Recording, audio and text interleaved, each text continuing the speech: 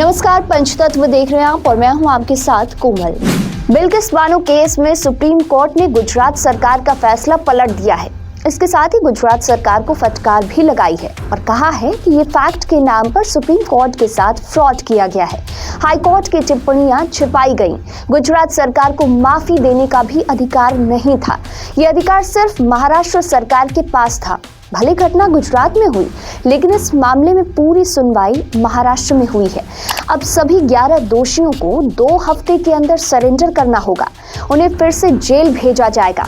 इस मामले के बाद बिल्किस बानो का नाम एक बार फिर चर्चा में आ गया है। ऐसे में ये जानना अहम है कि बिल्किस बानो कौन है और उनके साथ क्या दर्दनाक हादसा हुआ था। 27 फरवरी 2002 को साबरमती एक्सप्रेस में गोधरा स्टेशन के पास आग लगा दी गई थी। इस घटना में अयोध्या से लौट रहे 59 श्रद्धालुओं की मौत हो गई। आगजनी की इस घटना के बाद गुजरात में दंगे भड़क उठे। इन दंगों की चपेट में आए कई परिवारों में एक बिल्किस बानो का भी परिवार था।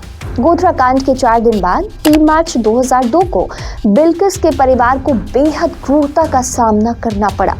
उस वक्त 21 साल की बिल्किस के परिवार में बिल्किस और उनकी 3.5 साल की बेटी के साथ 15 अन्य सदस्य भी थे।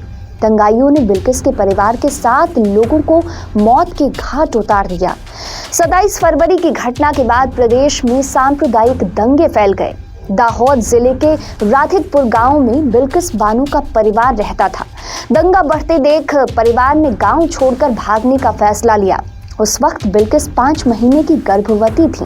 वह अपने 3.5 साल की बेटी सालेहा और परिवार के 15 अन्य सदस्यों के साथ गांव से भाग गईं।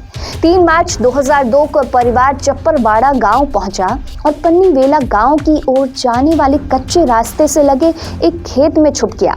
अदालत में दायर आरोप पत्र के मुताबिक सजा पाने वाले 11 दोषियों समेत करीब 20-30 लोगों ने हथियार, तलवार और लाठियों से लैस होकर बिल्किस और उनके परिवार पर हमला कर दिया। हमले में बिल्किस की 3.5 साल की बेटी समेत 7 लोग मारे गए।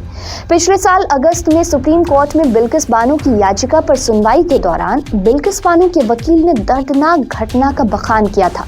उनकी ओर से पेश वकील शोभा गुप्ता का कहना था कि यह एक आकस्मिक घटना नहीं थी। दोषी उनका पीछा कर रहे थे। दोषी यह पता लगाने की कोशिश कर रहे थे कि वे कहां छिपे हुए हैं। वे खून के प्यासे थे।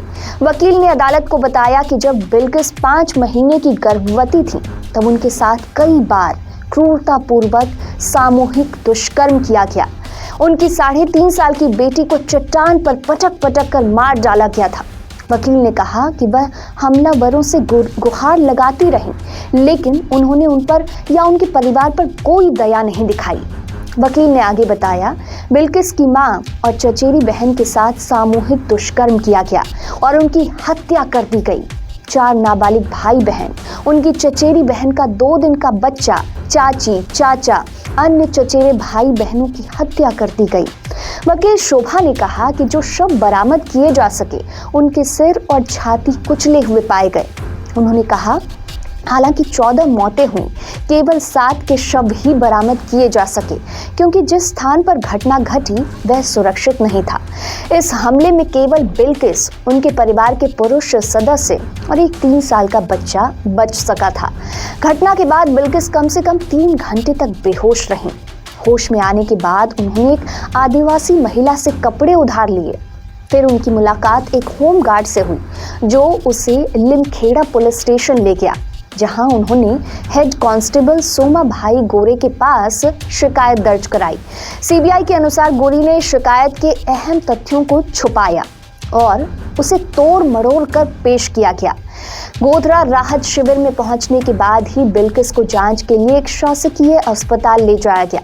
कुछ दिनों बाद उनका मामला राष्ट्रीय मानवाधिकार आयोग और सुप्रीम कोर्ट तक गया। यहां से मामले की सीबीआई जांच के आदेश दिए गए। इसके बाद जनवरी 2008 में एक विशेष अदालत ने 11 आरोपियों को दुष्कर्म, हत्या, गैर कानूनी रूप से इकट्ठा होने समेत अन्य धाराओं में दोषी ठहराया। इस मामले में सजा काट रहे 11 दोषियों को 15 अगस्त 2022 को रिहा कर दिया गया। 30 नवंबर 2022 को बिल्किस बानो ने 11 दोषियों की सजा माफ करने के गुजरात सरकार के फैसले को चुनौती देते हुए सुप्रीम कोर्ट का रुख किया और कहा कि उनकी समय पूर्व रिहाई ने समाज की अंतरात्मा को हिला दिया है। 17 दिसंबर 2022 को सुप्रीम कोर्ट ने बिल्किस बानो की उस याचिका को खारिज कर दिया जिसमें उन्होंने उससे 13 मई के अपने उस फैसले पर पुनर्विचार का अनुरोध किया था जिसमें शीर्ष अदालत ने कहा था कि गुजरात सरकार सामूहिक दुष्कर्म और हत्या मामले में एक दोषी द्वारा दायर समय पूर्व रिहाई के आवेदन की जांच करने में सक्षम है। 27 मार्च 2023 को बिल्किस बानो की याचिका पर केंद्र, गुजरात सरकार और अन्य को नोटिस जारी किया गया। 7 अगस्त 2023 को सुप्रीम कोर्ट ने सजा में छूट देने के गुजरात सरकार के फैसले को चुनौती देने वाली याचिकाओं पर अंतिम सुनवाई शुरू की। 12 अक्टूबर 2023 को सुप्रीम कोर्ट ने बिल्किस बानो द्वारा दायर याचिका सहित अन्य याचिकाओं पर 11 दिन की सुनवाई के बाद अपना फैसला सुरक्षित रखा। 8 जनवरी 2024 को सुप्रीम कोर्ट ने 11 दोषियों की सजा माफी रद्द करते हुए ये कह दिया कि आदेश घिसा पिटा है और बिना सोचे समझे पारित किया गया। सुप्रीम कोर्ट ने दोषियों को 2 सप्ताह के भीतर जेल अधिकारियों के समक्ष समर्पण करने का आदेश दिया। तो वीडियो में बस इतना ही। देखते रहिए पंचतत्व। नमस्कार।